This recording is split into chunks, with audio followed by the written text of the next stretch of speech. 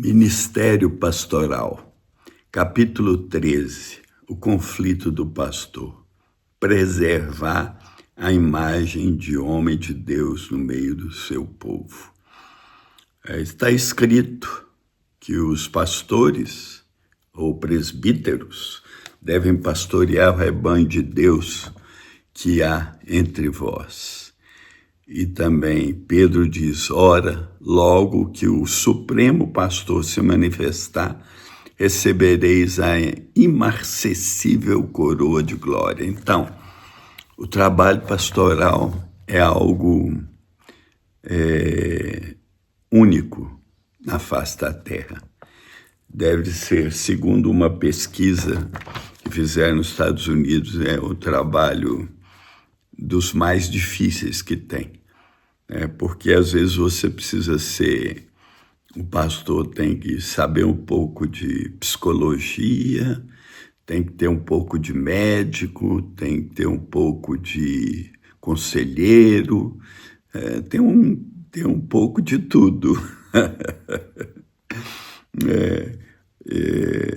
É muito importante que o pastor gaste tempo para estudar, gaste tempo para orar, e se estudar de preferência que não seja em casa, principalmente quando ele tem família nova, crianças novas, ou tem uma esposa que lava a louça, vai comprar isso, coloca a coisa no lugar, Então, muitas vezes ele não tem aí um gabinete pastoral, mas é importante ele ter um local reservado para estar buscando a Deus de verdade. E isso é muito bom. Eu já tive meus momentos que eu estive totalmente num gabinete pastoral durante muitos anos. Hoje, com a idade, eu fico em casa.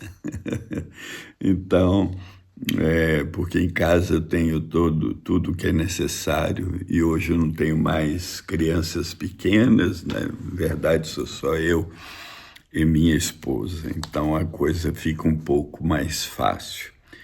Então, o que eu diria se eu fosse recomendar a alguém um lugar separado de estudo, seria bom que fosse um local onde a igreja se reúne, ou um escritório, de preferência do que em casa.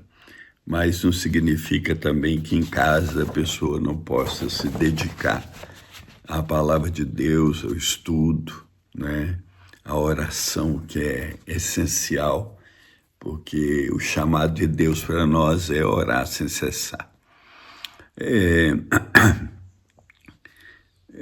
Muitas vezes, quando o pastor tem o seu escritório em casa e ele está na atividade plena na congregação, isso pode fazer que ele perca um pouco da privacidade, porque às vezes você vai atender pessoas e a esposa ou filhos ali por perto é complicado. Então isso não é muito fácil. E é difícil, nesse caso, de você se dedicar, como diz em Atos 6, à palavra e à oração.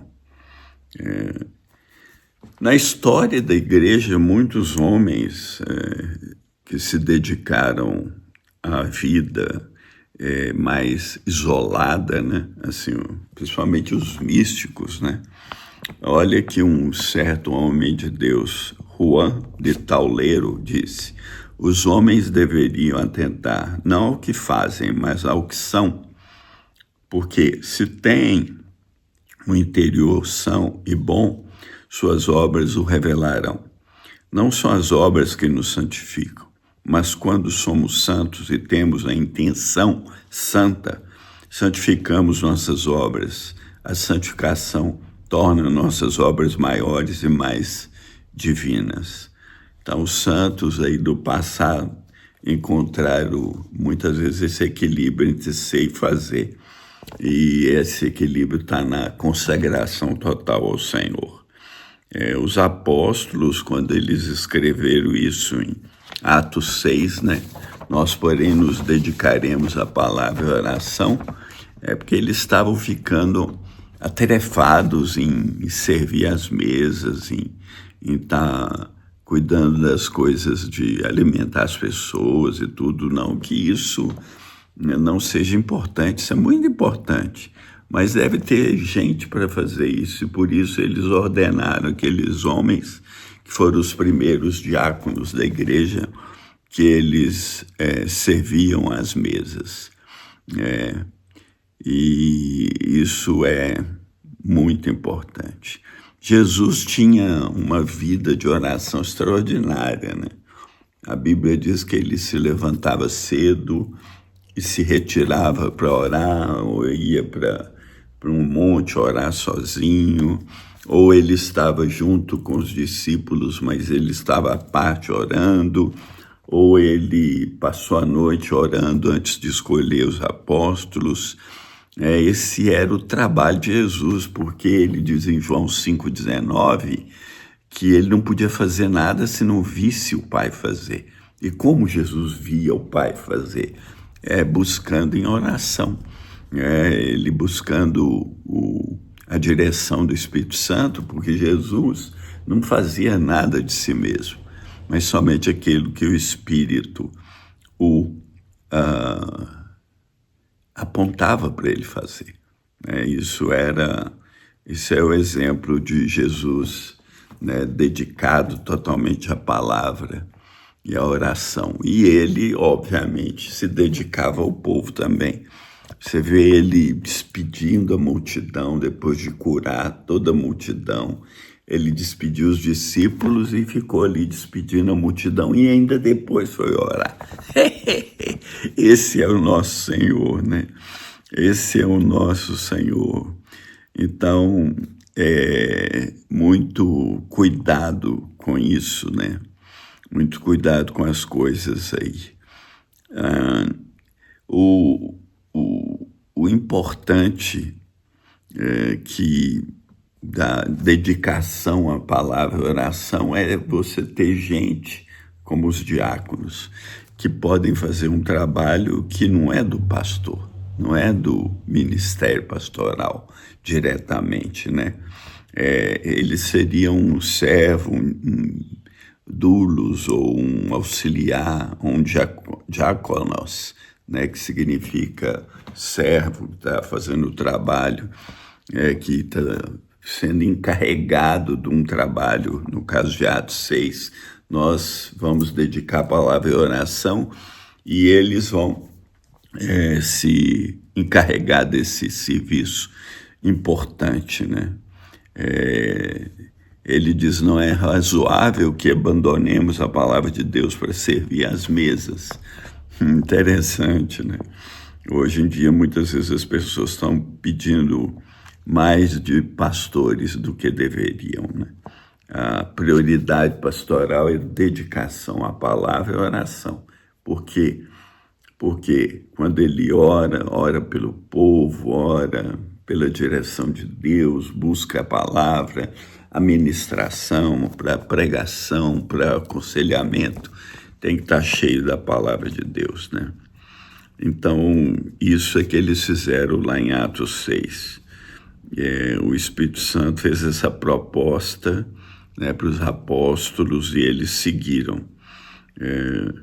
E seguiram nessa proposta. E quando eles escolheram aqueles 6, eles escolheram, por exemplo, Estevão, que era um homem cheio do Espírito Santo, que depois vai ser o primeiro mártir da igreja, né? Eles escolheram Filipe, que era um homem cheio do Espírito, que se torna lá no Novo Testamento praticamente o único que tem um ministério de evangelista, né? Citado, que ele sai evangelizando, ele prega, ele é arrebatado de um lado para o outro, e ele no começo era ali um diácono, né, servindo às mesas. Tem um certo pregador metodista do passado aí, Stanley Jones, que ele afirmou que o episódio de Atos 6 foi a primeira tentativa de trazer uma forma clerical para a igreja, criando dois níveis: os que trabalham com o povo e os que se dedicam a Deus. Seria uma semente do clero? Não tenho muita certeza disto, né? Mas quando no capítulo 8 diz, naquele dia, o dia da morte de Estevão, levantou-se grande perseguição contra a igreja em Jerusalém, e todos, exceto os apóstolos, foram dispersos pelas regiões da Judéia e Samaria. Né? Por que os apóstolos, então, não foram forçados a deixar Jerusalém? É uma boa palavra, uma boa pergunta, né?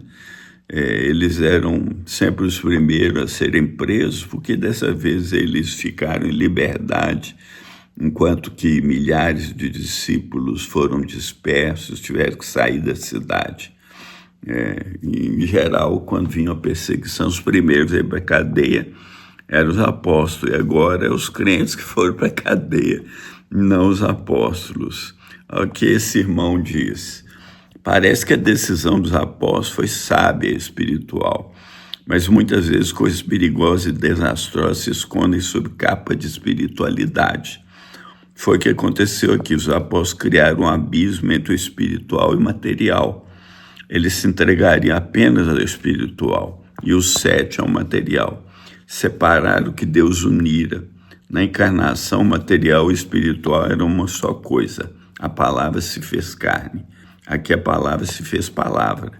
Eles separaram o espiritual do material. Eles criaram 2 sistemas de vida, o sagrado e o secular. Bom, isso é a opinião desse irmão. Não necessariamente é a resposta do que realmente aconteceu ali. Mas se talvez os apóstolos não foram dispersos, porque eles não estavam tão visíveis, né, para a pessoa, para os perseguidores. Ou tem aí coisas que a gente não vai poder saber, né? Mas eles continuaram cheios do Espírito Santo.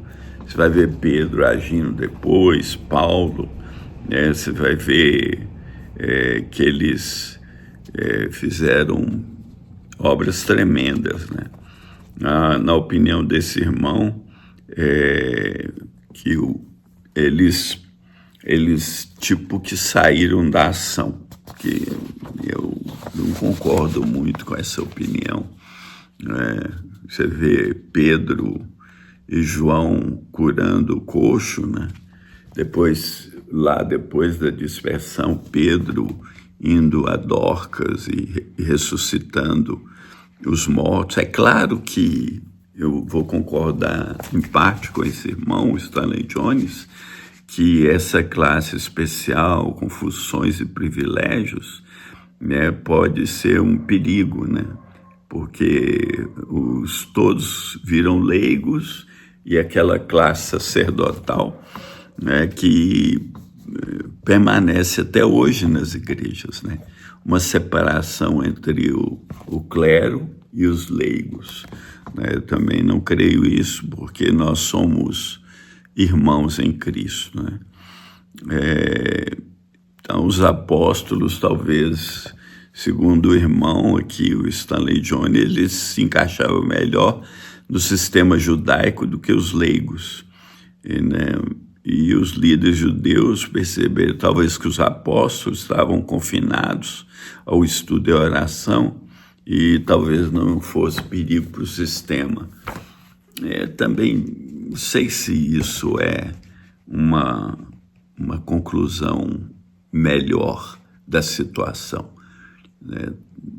O fato que os apóstolos não foram dispersos, a gente não sabe tudo aqui, mas depois você vai ver Pedro saindo, ele vai para outra cidade pregar, ele vai quando Filipe prega lá quando Filipe está pregando naquela cidade próxima a Jerusalém, Pedro vai até lá orar para que as pessoas sejam cheias do Espírito. Então, a busca deles na palavra e na oração continuou surtindo efeito, né? Agora, um pastor, ele precisa cheirar povo e exalar Deus, né? Porque nos faz mais parecidos com Jesus. Jesus estava no meio do povo, ele muitas vezes estava no meio do povo, mas outras vezes longe. Alguns pastores têm a sua autoridade diluída ou contestada por se expor em demasia ao povo. Não significa que o trabalho que a gente faz de estar pregando, curando, orando, mas o desgaste de viver intensamente no meio do povo, em conversa, brincadeira, piada, jogos, etc. Aí vai ter que ter um equilíbrio. Isso aí tem que buscar um equilíbrio. Porque se você se afastar do povo, não participar das atividades, você também pode cair num erro. O que eu aprendi na minha vida, né? Tem coisas que são essenciais para a gente, pastores. A gente deve sempre estar atento a quando alguém está sofrendo, quando alguém está enfermo, você visita, como está escrito, né? Vai orar, leva uma palavra. Quando alguém está internado no hospital, né? Quando uma família ganha um bebezinho, muito legal você visitar, né? Mas não significa que você tem que estar em tudo quanto é festinha, aniversário, coisas assim. Mas é ter o equilíbrio. É necessário para estar junto do povo e para ter também junto a Deus. Porque se você envolve tanto com o povo, você vai visitar todo dia alguém, todo dia encontra com alguém, e só isso, e o tempo que você vai ter com Deus, que é o mais importante, né? Então tem que ter tempo com Deus, tempo com o povo, um tempo de equilíbrio, de excelência.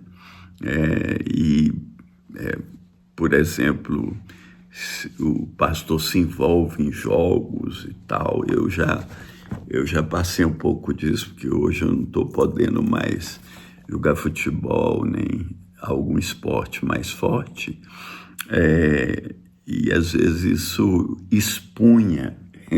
Eu era muito competitivo e às vezes me expunha diante das pessoas, o que não é bom, né?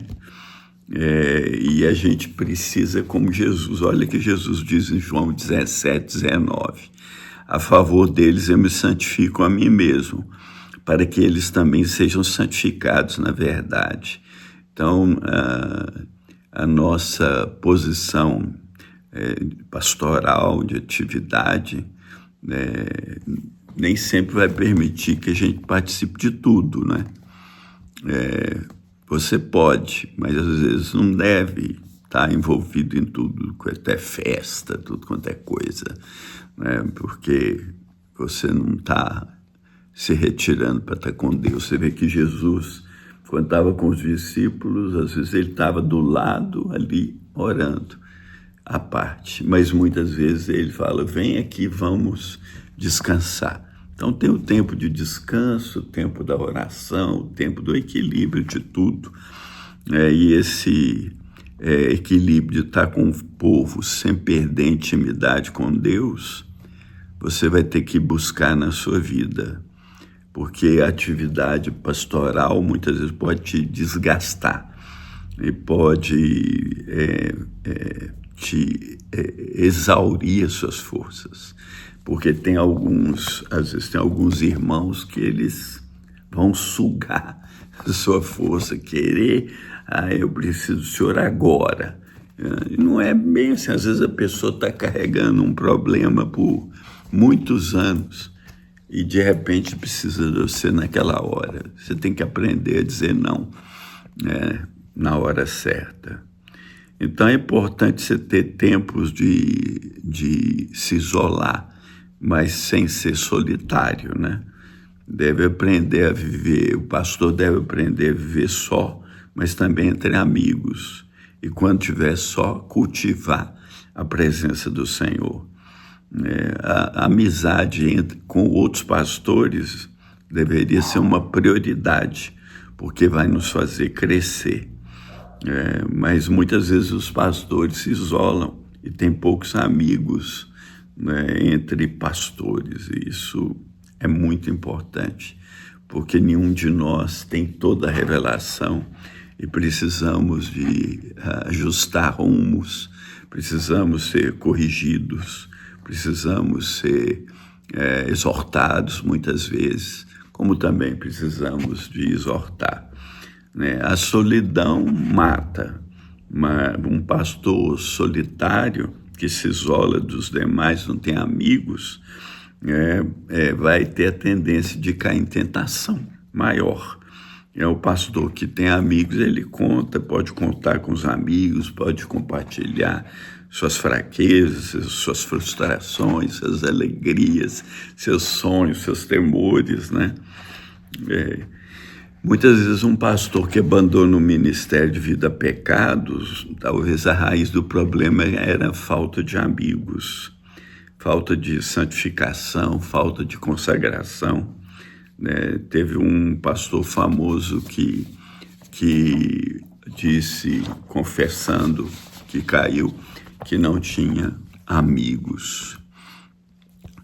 Outro problema é quando um obreiro passa a viver de conferências, né, cercado de muita gente, alguém, que ele é pregador, né, alguém espera, leva para algum lugar para jantar, almoçar, às vezes coloca no hotel, etc. E aí ele está sempre envolvido com aquilo, e muitas vezes ele perde a liberdade por causa dos outros, e que muitas vezes esses outros, onde a pessoa vai ministrar, não são amigos dele. Então ele vai ficar só no meio de muitos. Então cuidado. Agora essa solitude, né, se afastar, tem que ser alguma coisa voluntária, afastar-se de pessoas, dos outros, para ficar só e desfrutar da intimidade com Deus, como eu amo dizer, Salmo 25, 14, que a intimidade do Senhor é para aqueles que o temem, crescer no temor do Senhor. Eu amo aquela oração do Salmo que diz, une meu coração ao temor do Senhor, para que eu tenha intimidade, para que eu possa falar com Deus como Moisés, face a face, para que meu rosto possa exalar a glória de Deus, porque eu tenho estado com Deus, né? Como Jesus se levantava de madrugada e ia orar.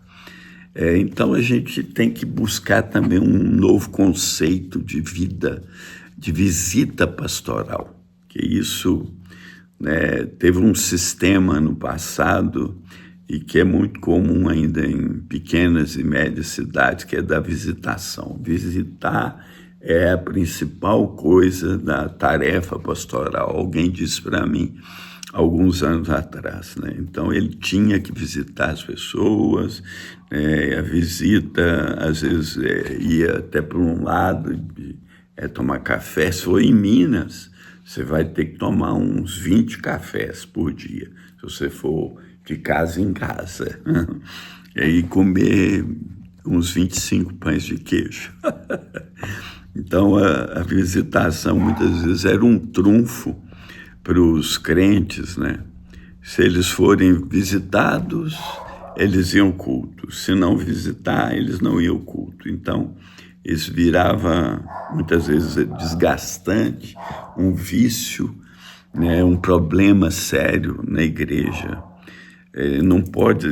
Isso não pode ser perpetuado, né? Porque esse costume está enraizado muitas vezes nas culturas das igrejas, e talvez até que vem da cultura do pároco, né, na paróquia católica, e que o padre tinha que visitar todos os paroquianos, e isso mudou, né? Porque nas grandes cidades é meio complicado, é diferente numa cidade pequena, no rural. Na grande cidade está todo mundo trabalhando, é muito mais difícil estar fazendo esse tipo de visitação. De novo, eu diria que a visitação que são prioritárias é alguém que está sofrendo, enfermo, com enfermidades duradouras, com problemas graves, né? E porque aí você vai, com o pastor, ter que cuidar disso, ajudar, socorrer, e isso é fundamental. É fundamental fazer isso. Outra coisa, às vezes, é quase a obrigação de você ir em todos os aniversários. Se a igreja cresce, então, isso vai ser um problema, né? É difícil fazer isso de um modo equilibrado, não vai ser bom. Mas é bom, por outro lado, você talvez marcar um café com alguém, quando você tem algo para dizer para a pessoa, para ajudar a pessoa a crescer no Senhor, mas também não tem que ser uma obrigação de fazer isso com todos, senão, se uma igreja, você é pastor, numa igreja que você tem responsabilidade sobre 100 pessoas, isso é impossível você fazer um café com todos, não é? Mas então tem que saber como equilibrar esse negócio. Que mais que eu diria? Hoje em dia, o pastor tem que cuidar da sua saúde física também, porque ele vive num estresse nesse mundo. O pastor tem que ter palavras, tem que ser homem de oração, as suas mensagens têm que tocar o coração dos ouvintes, né? E essa demanda está exigindo muito do corpo físico dele.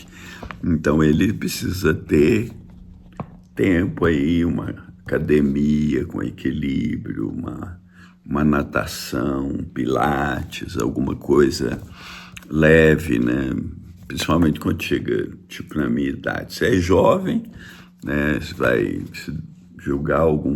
praticar algum esporte, mas sem exagero, porque senão você vai dedicar mais àquilo que a palavra e a oração.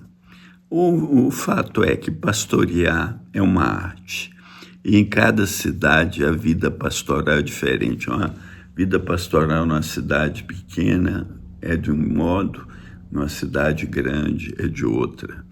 Mas uma coisa não muda, é que pastores têm que aprender a separar tempo para estudo e oração, sem se alienar dos problemas do seu rebanho, sem deixar de pastorear o rebanho de Deus que está aos seus cuidados, né? A igreja do século XXI tem que encontrar meios de pastoreamento eficaz, ou então ela vai ficar amordaçada, né, para sempre, ou ela vai deixar de crescer, porque uma igreja saudável vai crescer.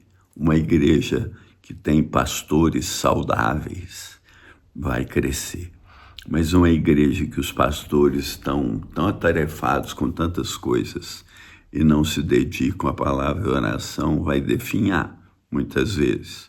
Então, precisamos buscar de Deus o equilíbrio entre pastorear o rebanho, cuidar das pessoas, amar as pessoas, amar os crentes que estão a nossos cuidados, mas também amar o perdido, né? Buscar as pessoas ao redor de nós, não apenas os crentes. A nossa dedicação tem que ser segundo o Espírito nos dirigir, né? Pastorear o rebanho, mas também buscar aquele que está perdido, que Jesus disse que ele veio para buscar e salvar o que estava perdido. E essa é uma tarefa que muitas vezes no meio pastoral é negligenciada. Pastor não tem tempo para evangelizar. Mas Paulo diz para Timóteo: faz o papel de um evangelista.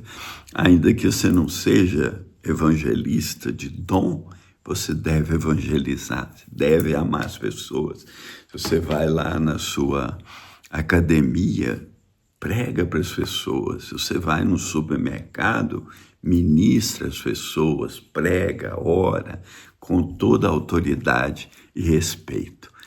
Que Deus te dê graça para preservar uma boa imagem de homem de Deus, diante de Deus, mas também diante do povo que você pastoreia, mas também diante das pessoas desse mundo, né? Para que você tenha um bom testemunho de Deus, das pessoas, para que Deus seja glorificado. Que o Senhor, né, te revele mais e mais, que você cresça na graça e no conhecimento dele, em nome de Jesus. Grande abraço.